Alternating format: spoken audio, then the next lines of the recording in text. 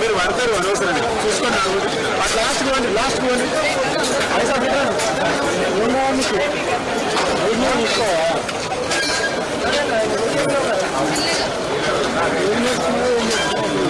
ప్రశాంత్ రెడ్డి అనేది ఇచ్చారు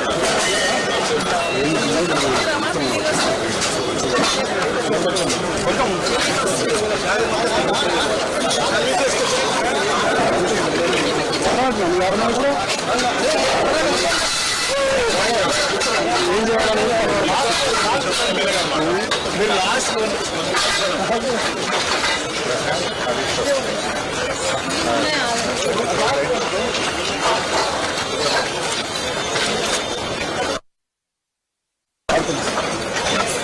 బేసిక్ అంటే ఫిట్నెస్ లెవెల్ గట్టు పోయి తీసుకోరు మీరు గట్టు పోయి తీసుకోరు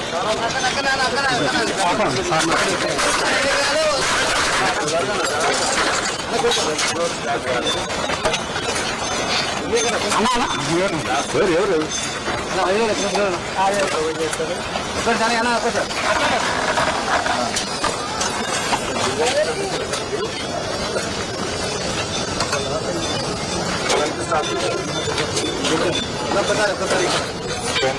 లోడ్ అంతా కూడా 26 మనకు కావాలంటే ఫిటర్ చేసుకోవాలి వీల్ కట్ చేసి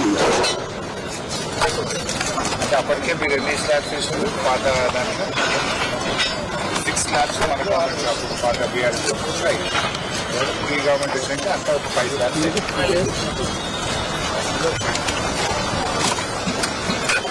మన గవర్నమెంట్లోనే 6 స్లాబ్స్ చేసాను 5 చేసాను 22 నెలల్లో 5 స్లాబ్స్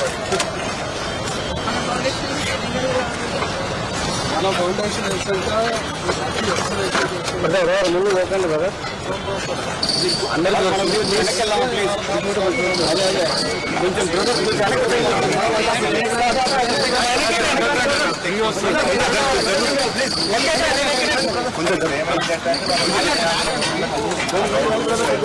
పిల్లర్ సైజ్ అని 26 కట్టాం బేస్ అంతా కూడా కట్టాం 6 ఫ్లోర్లు అయితే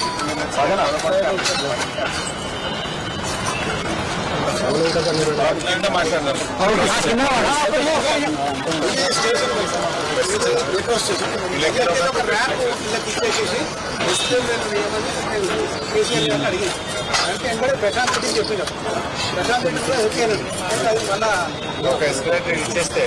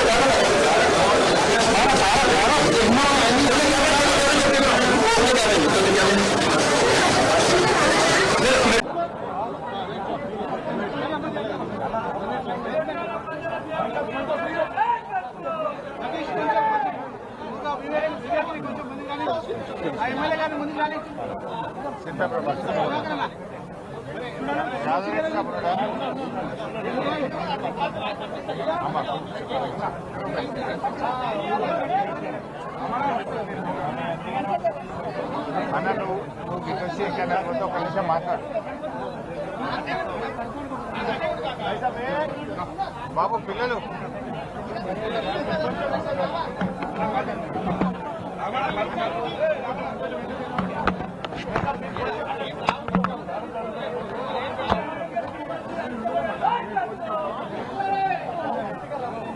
फोटो बाद में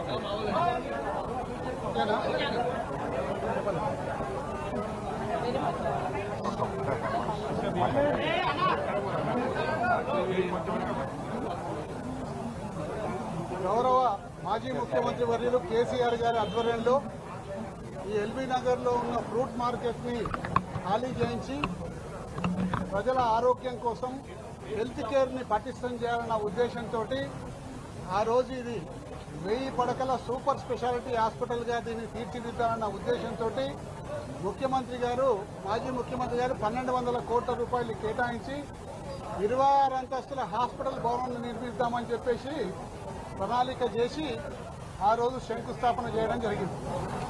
భారతదేశంలో అతి ఎత్తైన హాస్పిటల్ 26 అంతస్తుల హాస్పిటల్ భవనం ప్రభుత్వ ఆధీనంలో ఎక్కడ కూడా లేదు.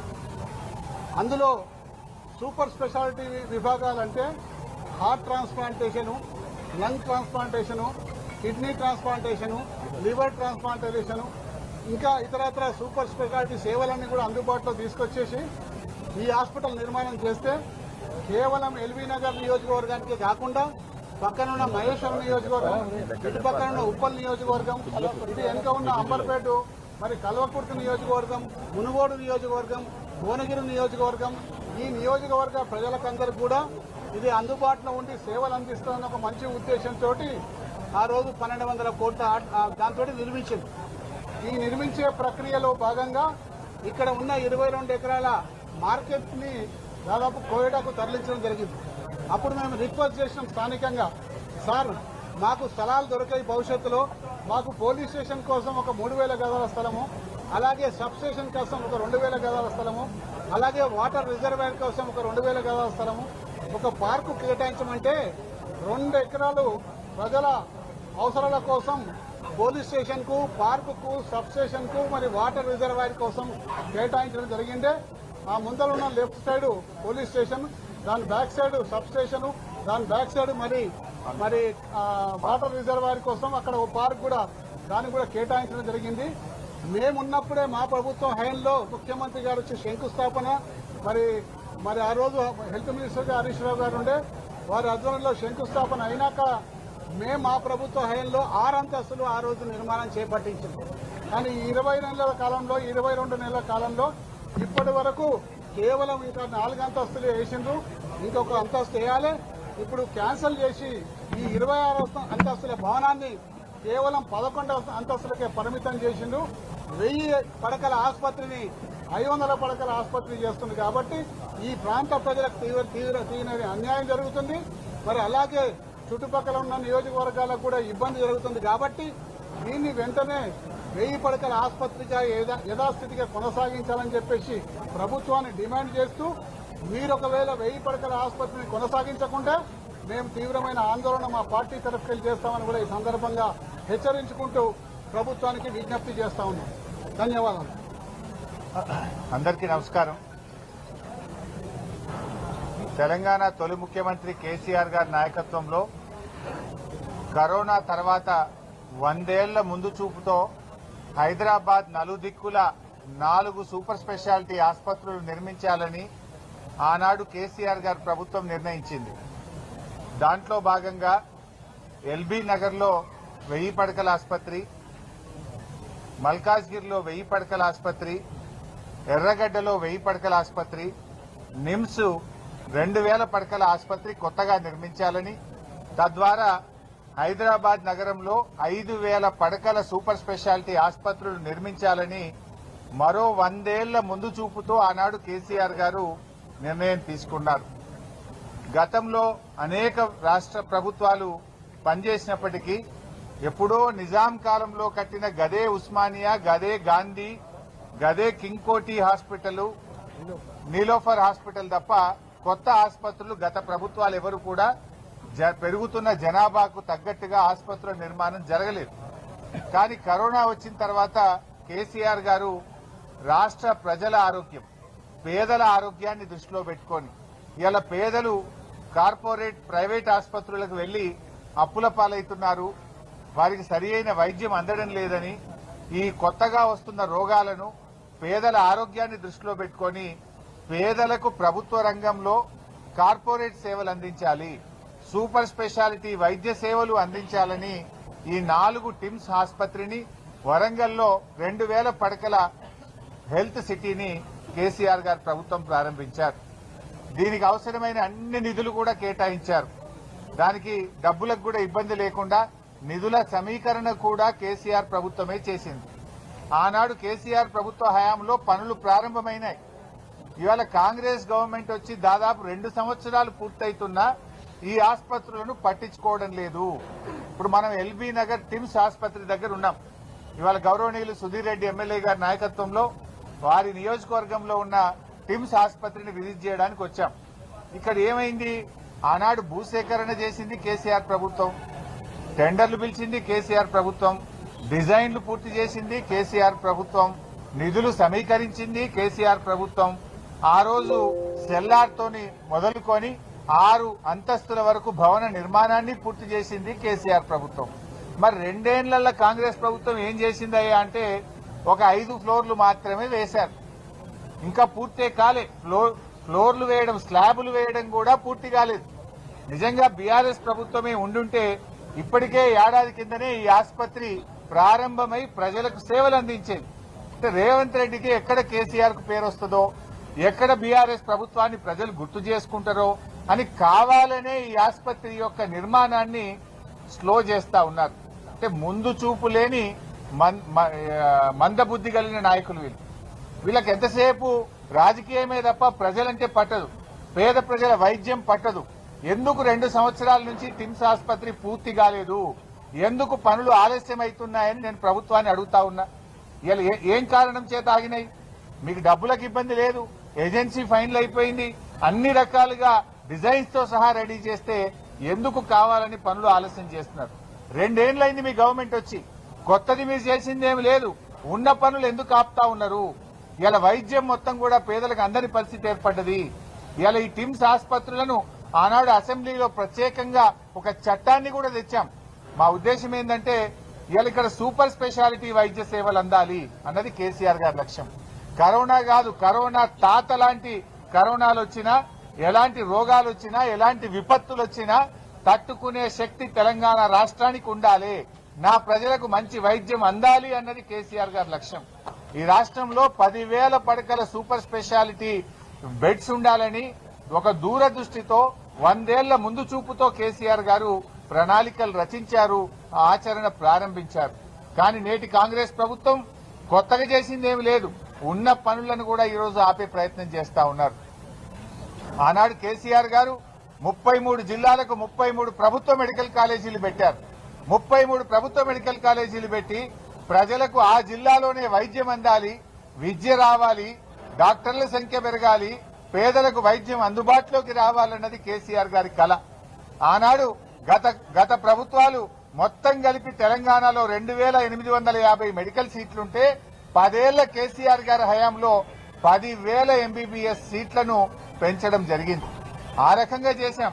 ఇలా బాధ కలిగేది ఏంటంటే మహేశ్వరం నియోజకవర్గం, మా సబితక్క నియోజకవర్గం మహేశ్వరంలో ఆనాడు రంగారెడ్డి జిల్లా మెడికల్ కాలేజ్ శాంక్షన్ చేయడం జరిగింది. ఆ మెడికల్ కాలేజీకి జీవో నంబర్ 86 5/7/2023 నాడు మహేశ్వరంలో మెడికల్ కాలేజీ పెడుతూ ప్రభుత్వం జీవో ఇచ్చింది. జీవో నంబర్ 162 ద్వారా 176 కోట్ల రూపాయలు మహేశ్వరంలో మెడికల్ కాలేజీ 500 పడకల ఆసుపత్రి కట్టడానికి ఆ రోజు జీవో ఇచ్చాం. 27/9/2023 నాడు సబితక్క గారు నేను వెళ్లి ఆ ఆసుపత్రికి మెడికల్ కాలేజీకి ఫౌండేషన్ కూడా వేశాం. ఇవాళ దాన్ని రద్దు చేశారు. దాన్ని రద్దు చేసి ఏం చేసిండ్రు? ఈ టిమ్స్ ఎల్బీ నగర్ లో విలీనం చేసినారు. 2 రకాలుగా నష్టం. మహేశ్వరంలో మెడికల్ కాలేజ్ వస్తే, అక్కడ ఒక ఆసుపత్రి వస్తే అక్కడ పేదలకు వైద్యం దొరికేది, ఇక్కడ సూపర్ స్పెషాలిటీ సేవలు దొరికేది. ఇవాళ జనరల్ మెడిసిన్ మెడికల్ కాలేజ్ వస్తే ఏమైతుంది? ఏ కరీంనగర్ లనో, వరంగల్ లనో, సిద్దిపేటలో మెడికల్ కాలేజీలు ఏ సేవలు ఉంటాయో గవే సేవలు దొరుకుతాయి. కానీ మనము టిమ్స్ ఎల్బీ నగర్ కట్టిన ఉద్దేశం ఏంది? సూపర్ స్పెషాలిటీ సేవలు అందాలి. ఇలా 400 పడకలు ఇళ్లకు వస్తే ఈ 1000 పడకల్లో 400 తగ్గిపోయి పేదలకు ఇలా సూపర్ స్పెషాలిటీ సేవలు దొరకకుండా పోతుంది. అటు మహేశ్వరంలో మెడికల్ కాలేజీ రాకుండా పోతుంది. 2 రకాలుగా నష్టం. అదేవిధంగా మా వివేక్ గౌడ్ గారి నియోజకవర్గం కుత్బుల్లాపూర్ లో కూడా కేసీఆర్ గారు 182 కోట్లతో జీవో నంబర్ 162 ద్వారా అక్కడ మెడికల్ కాలేజ్ శాంక్షన్ చేశాం. ఇవాళ మేడ్చల్ జిల్లాకే మెడికల్ కాలేజ్ లేకుండా పోతా ఉంది. దాన్ని తెచ్చి ఏం చేసిండ్రు? టిమ్స్ అల్వాల్లో దాన్ని కలిపేసిండ్రు.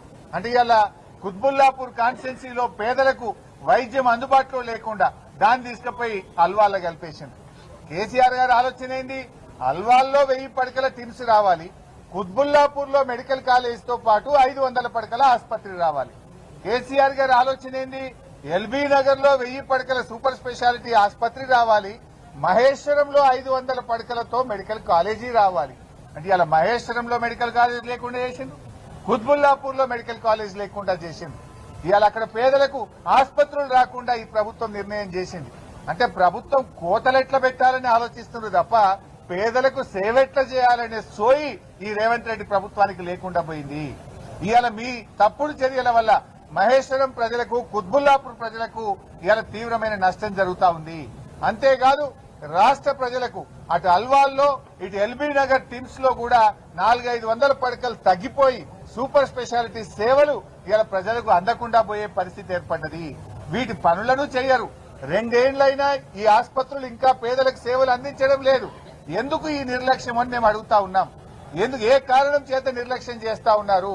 ఇలా అన్ని ఫైనల్ ఉన్నాయి కదా, కట్నీళ్లు పెట్టే పొయ్యోలు ఉన్నది. గట్టిగా చేస్తే 6 నెలల్లో పేదలకు వైద్యం అందించవచ్చు. ఇప్పటికైనా రేవంత్ రెడ్డి ప్రభుత్వాన్ని హెచ్చరిస్తా ఉన్నాం. తక్షణమే వరంగల్లో 2000 పడకల హెల్త్ సిటీని, హైదరాబాద్ లో నిర్మిస్తున్న 4 టిమ్స్ ఆసుపత్రుల పనులను యుద్ధ ప్రాతిపదికన పూర్తి చేయాలి. ఈ 10,000 పడకల సూపర్ స్పెషాలిటీ బెడ్స్ ను ప్రజలకు అందుబాటులో తేవాలి అని ఈ ప్రభుత్వాన్ని మేము కోరుతా ఉన్నాం. ఇవాళ ఈ ప్రభుత్వం, మీరు రాజకీయం ఉంటే చేసుకుందాం, మా మీద కేసులు పెట్టుకో, మమ్మల్ని జైలు వేస్తే వేసుకో, కానీ వైద్యం పేదలకు ఆపే హక్కు నీకు లేదు. ఈ టిమ్స్ ఆసుపత్రుల నిర్మాణాన్ని స్లో చేస్తే ప్రజలతో తిరుగుబాటు వస్తుంది, జాగ్రత్త అని చెప్పి కూడా హెచ్చరిస్తా ఉన్నాం. రాజకీయాల కోసం పేదల వైద్యాన్ని ముడిపెట్టద్దు. రాజకీయాల కోసం కేసీఆర్ గారు ప్రారంభించిందని ఈ టిమ్స్ ఆసుపత్రుల నిర్మాణాన్ని ఆపొద్దు అని మేము ఈ ప్రభుత్వాన్ని కోరుతా ఉన్నాం. 2 ఏళ్ల నుంచి ఆపడం ఏం చేసినవే నువ్వు? 2 ఏళ్లలో మీ జాగా బిల్డింగ్ అంతా కేసీఆర్ శాంక్షన్ తో సహా డిజైన్ చేసి 6 అంతస్తులు నేనే కట్టిమి. 2 ఏళ్లలో 5 అంతస్తులు కడతావు, 2 ఏళ్లలో 5 స్లాబ్లు వేస్తావు. గంతేనా నువ్వు చేసింది? ఆసుపత్రి అందుబాటులో తేరాదా? డెడ్ లైన్లు మారుతున్నాయి, డేట్లు మారుతున్నాయి తప్ప ఆసుపత్రి నిర్మాణం పూర్తయితలేదు. ఎప్పుడు మంత్రులు, ముఖ్యమంత్రి రివ్యూ చేసినా డెడ్ లైన్లు పెడుతుండ్రు, డేట్లు పెడుతుండ్రు, డేట్లు మారుతున్నాయి, కానీ ఆసుపత్రి నిర్మాణం జరుగుతలేదు. ఇవాళ అన్ని బందే. కేసీఆర్ కిట్ బంద్ చేసినావు, న్యూట్రిషన్ కిట్లు బంద్ చేసినావు, అన్ని ఒక్కటొక్కటిగా బంద్ పెడుతున్నావు. రేవంత్ రెడ్డికి తిట్ల మీద ప్రేమ ఉంది తప్ప కిట్ల మీద ధ్యాస లేదు. కిట్లంటే పట్టవు. ఆనాడు కేసీఆర్ గారి ప్రభుత్వ ఆసుపత్రుల్లో డెలివరీలు 30% ఉంటే 9.5 ఏళ్లలో కేసీఆర్ గారి ప్రభుత్వం చేసిన కృషి వల్ల, కేసీఆర్ కిట్ వల్ల, ఎంసీహెచ్ ఆసుపత్రులు ఏర్పడడం వల్ల, అమ్మఒడి వాహనాలు పెట్టడం వల్ల 72% పెరిగినాయి. 30% గవర్నమెంట్ ఇన్స్టిట్యూషనల్ డెలివరీస్ 9 ఏళ్లలో 72% పెంచిన ఘనత కేసీఆర్ ప్రభుత్వంది. మరి రేవంత్ రెడ్డి ప్రభుత్వం ఏం చేసిండు? 2 ఏళ్లలో 72 నుంచి మళ్ళీ 55కి వచ్చింది. అంటే 17% తగ్గింది. నీ పాలన ఎట్లుంది అంటే తిరోగమనం. ప్రభుత్వ ఆసుపత్రుల్లో ఆనాడు 72% డెలివరీలు అయితే ఇవాళ 55%కు తగ్గింది. పేదలకు వైద్యంలో తిరోగమనం, ప్రభుత్వ విద్యలో తిరోగమనం, ఇవాళ జీఎస్టీ వృద్ధిలో తిరోగమనం, ఇవాళ రియల్ ఎస్టేట్ వ్యాపారంలో తిరోగమనం. ఏంది? రాష్ట్రమే వెనుక్కుపోతుంది నీ పాలనలో. ఇవాళ ప్రభుత్వ విద్య రేవంత్ రెడ్డి హయాంలో పోయిన సంవత్సరం నుంచి ఈ సంవత్సరానికి 47,000 మంది పిల్లలు ప్రభుత్వ పాఠశాలల్లో తగ్గారు. డెలివరీలేమో 72 నుంచి 55కు తగ్గింది. ప్రభుత్వ పాఠశాలల్లో పిల్లలు 47,000 మంది గత సంవత్సరం నుంచి ఈ సంవత్సరానికి చూస్తే తగ్గారు. జీఎస్టీ చూస్తే పోయిన సెప్టెంబర్ కు ఈ సంవత్సరం సెప్టెంబర్ కు చూస్తే 5% మైనస్లకు పోయింది జీఎస్టీ. కేసీఆర్ గారి హయాంలో ఎప్పుడు 16% పెరిగితే రేవంత్ గారి హయాంలో 5% జీఎస్టీ తగ్గింది. రియల్ ఎస్టేట్ అయితే కుప్పగూలింది, రాష్ట్ర ప్రభుత్వ ఆదాయం తగ్గింది. ఇవాళ నువ్వు సిగ్గుపడాలి, ఆత్మ విమర్శ చేసుకోవాలి. ఈ రాష్ట్రం అద్భుతంగా 10 ఏళ్లలో దేశానికి దిక్సూచిగా కేసీఆర్ నిలబెడితే నీ పాలనలో రాష్ట్రం తిరోగమనం పట్టింది. ఇవాళ అదేవిధంగా బస్తీ దవాఖాన్లు కేసీఆర్ గారి హయాంలో 450 బస్తీ దవాఖాన్లు పెట్టాం. కేంద్ర ప్రభుత్వం 15వ ఆర్థిక సంఘం బస్తీ దవాఖాన్లను చూసి మెచ్చుకున్నది, తెలంగాణను చూసి దేశాన్ని నేర్చుకోమన్నది. దేశం మొత్తం బస్తీ దవాఖాన్లు పెట్టమని చెప్పింది 15వ ఆర్థిక సంఘం. రేవంత్ రెడ్డి పుణ్యమాని ఇలా బస్తీ దవాఖాన్లో పనిచేసే డాక్టర్లకు, స్టాఫ్ నర్సులకు, అక్కడ ఉండే 4th క్లాస్ ఎంప్లాయీస్ కు 6 నెలల నుంచి జీతాలే లేవు. 6 నెలల జీతాలు ఇవ్వవా? 1వ తారీఖు ఇస్తా, 1వ తారీఖు ఇస్తా అంటావు. ఎందుకు ఇస్తలేవు అంటే బస్తీ దవాఖాన్లో పనిచేసే డాక్టర్లందరూ కూడా ఉద్యోగాలు ఇడిచిపెట్టి పోవాలి, బస్తీ దవాఖాన్లు మూతపడాలి. కేసీఆర్ గారు బస్తీ దవాఖాన్లు పెట్టింది కనుక ఈ బస్తీ దవాఖాన్లు నడవద్దు, పేదలకు వైద్యం దొరకొద్దు అనుకుంటున్నావా? హైదరాబాద్ నగరంలోనే 350 బస్తీ దవాఖాన్లు పెట్టిండు కేసీఆర్. ఇలా జూబ్లీ హిల్స్ ప్రజలకు బస్తీలలో ఏం చెప్తున్నా ఆయన, బస్తీ దవాఖాన్లలో డాక్టర్లకు స్టాఫ్ నర్స్ కు 6 నెలల నుంచి జీతాలు ఇవ్వలే. గతంలో 108 రకాల మందులు బస్తీ దవాఖాన్లలో దొరికితే ఇలా 40 రకాల మందులు కూడా బస్తీ దవాఖాన్లలో దొరుకుతలేవు. మందులు లేకుండా చేసినా, డాక్టర్లు లేకుండా చేసినా, డాక్టర్లకు జీతాలు ఇవ్వలేదు. ఇదేనా నువ్వు చేసింది? నువ్వు కొత్తగా ఇంకెన్ని బస్తీ దవాఖాన్లు పెట్టాలి గాని ఉన్న బస్తీ దవాఖాన్లను ఇలా రేవంత్ రెడ్డి గారు ఊడగొట్టే ప్రయత్నం చేస్తుండు. ఇలా ఆరోగ్యశ్రీ నేను 10 లక్షలకు పెంచినట్టు ఏం చేసినావు నాయన? ఇలా ప్రైవేట్ ఆసుపత్రులలో మేము ఆరోగ్యశ్రీ కింద వైద్యం ఇయ్యము, ఆసుపత్రులు బంద్ చేస్తాము అంటున్నారు. నీ పుణ్యం ఎట్లుందంటే కాలేజీలు బంద్ చేస్తామని ఇవాళ ప్రైవేట్ కాలేజీలోళ్ళు చెప్తున్నారు, ఆసుపత్రులు బంద్ చేస్తామని ప్రైవేట్ ఆసుపత్రులు చెప్తున్నారు. నీ పాలన గట్లున్నది. ఆరోగ్యశ్రీ ఇలా 1400 కోట్ల బకాయిలు పడ్డాయి. ఆరోగ్యశ్రీకి కేసీఆర్ గారు ప్రభుత్వం ఉండగా ఎప్పటికప్పుడు నిధులు ఇచ్చాం, మంచి వైద్యం అందించాం. కేసీఆర్ గారి హయాంలో ఆరోగ్యశ్రీ కింద 8,000 కోట్ల రూపాయల డబ్బులు ఇచ్చాం. సీఎం రిలీఫ్ ఫండ్ కింద 3,000 కోట్లు ఇచ్చాం. పేదల వైద్యం కోసం ఆరోగ్యశ్రీ సీఎంఆర్ఎఫ్ కింద 11,000 కోట్ల రూపాయలు కేసీఆర్ గారి ప్రభుత్వం ఖర్చు పెట్టింది. నువ్వు వచ్చినాక 1,400 కోట్లు ఆరోగ్యశ్రీ కింద బకాయి పడ్డాయి. ఇవాళ పేదలకు ప్రైవేట్ ఆసుపత్రుల్లో ఆరోగ్యశ్రీ సేవలు నిలిచిపోయినాయి. సిగ్గుపడాలి నువ్వు. ఇప్పటికైనా ఆరోగ్యశ్రీ నిధులు విడుదల చేయి, పేదలకు వైద్యం అందేటట్టు తక్షణమే చర్యలు తీసుకోవాలని చెప్పి ప్రభుత్వాన్ని మేము డిమాండ్ చేస్తా ఉన్నాం. కంటి వెలుగు ప్రతి సంవత్సరం వృద్ధ మహిళలకు, గ్రామీణ ప్రాంతాల్లో ఉండే పేదలకు, బస్తీల్లో ఉండే ప్రజలకు ఉచితంగా బస్తీలోనే కంటి పరీక్ష చేసి కళ్లద్దాలిచ్చిన ప్రభుత్వం కేసీఆర్ ప్రభుత్వం. 2 సార్లు మేము కంటి వెలుగు చేశాం. మరి ఎందుకు కంటి వెలుగు బంద్ పెట్టినావు? కంటి వెలుగు అంటే కేసీఆర్ యాదికొస్తాడని నీకు భయం అవుతుందా?